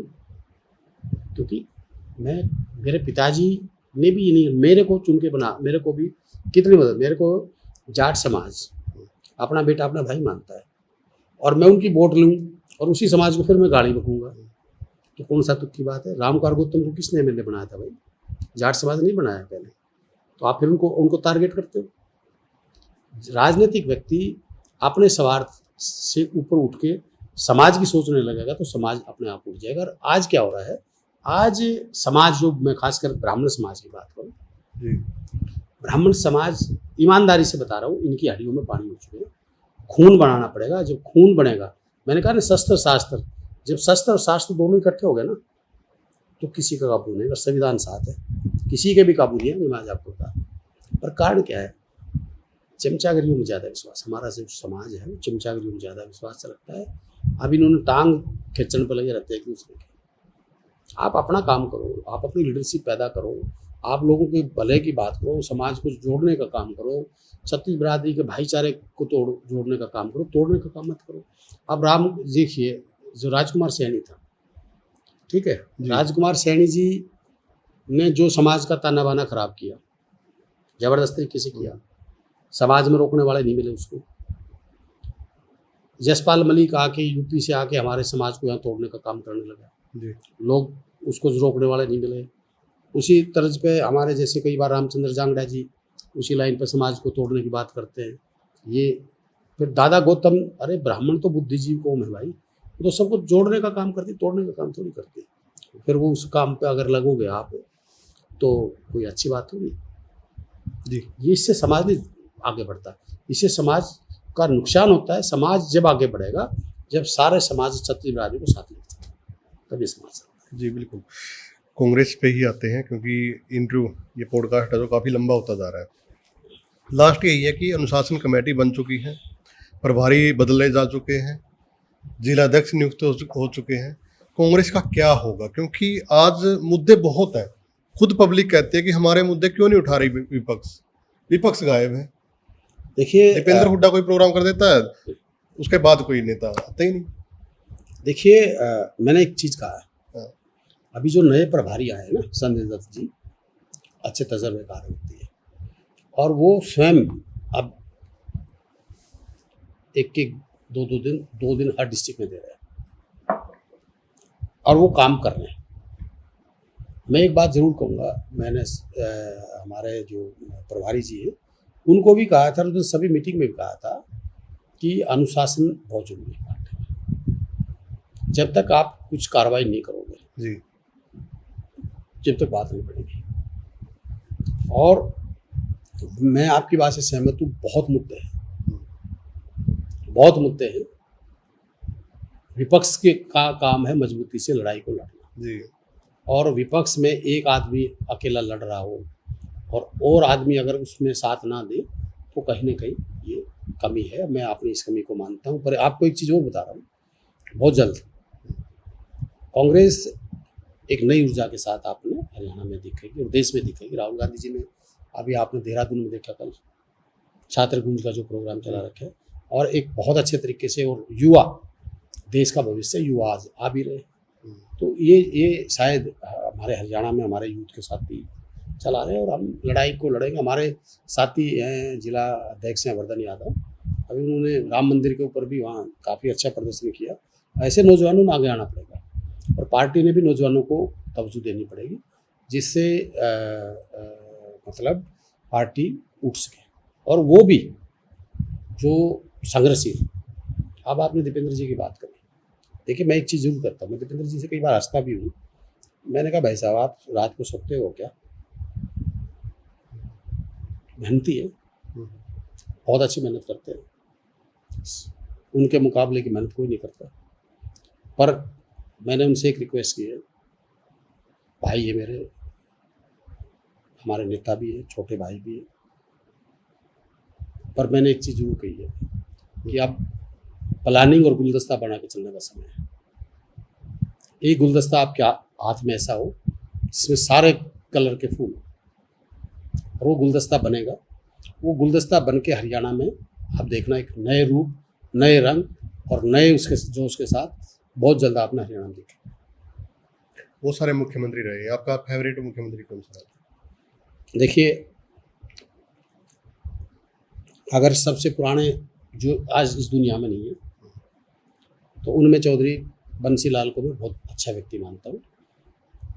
चौधरी देवीलाल भी अच्छे आदमी रहे, मैं अभी वो उनको नहीं मानता, पर चौधरी बंसीलाल का एक विज़न था और जो विज़न के व्यक्ति होते हैं मुझे बहुत पसंद है। और मौजूदा जब बात करूँ तो जो विज़न के व्यक्ति चौधरी भूपेंद्र सिंह हुड्डा, ये मत समझना कि मैं कांग्रेस की बात कर रहा हूँ और विज़न की बात कर रहा हूँ। चौधरी बंसीलाल ने विज़न से, लाइट की बात थी, सड़कों की बात थी, अच्छे रेलवे की बात थी। चौधरी बंसीलाल देखिए आज इस दुनिया में नहीं है, वो विज़न के व्यक्ति थे। और ये भी सच्चाई है, चौधरी बंसीलाल एक है ना मतलब अच्छे एडमिनिस्ट्रेटर के रूप में हरियाणा की सेवा की। चौधरी भूपेंद्र सिंह हुड्डा ने 10 साल हरियाणा में, मतलब चाहे खेल और खिलाड़ी की बात हो, चाहे विकास की बात हो, चाहे रोजगार की बात हो, चाहे इंफ्रास्ट्रक्चर की बात हो, चाहे एजुकेशन की बात हो, चाहे एम्स जैसे हॉस्पिटल की बात हो, रेलवे लाइन की बात हो, मेट्रो की बात हो, तो चौधरी भूपेंद्र हुड्डा जी ने भी एक विजन के तहत हरियाणा में काम किया। जी, थैंक यू सर बातचीत करने के लिए। धन्यवाद मंदिर जी, आपका बहुत बहुत धन्यवाद। तो वीडियो को ज़्यादा से ज़्यादा आप लोग शेयर करें और विधायक जी की बात आप लोगों ने सुनी है, आप भी अपनी राय कमेंट के माध्यम से जरूर दें। धन्यवाद।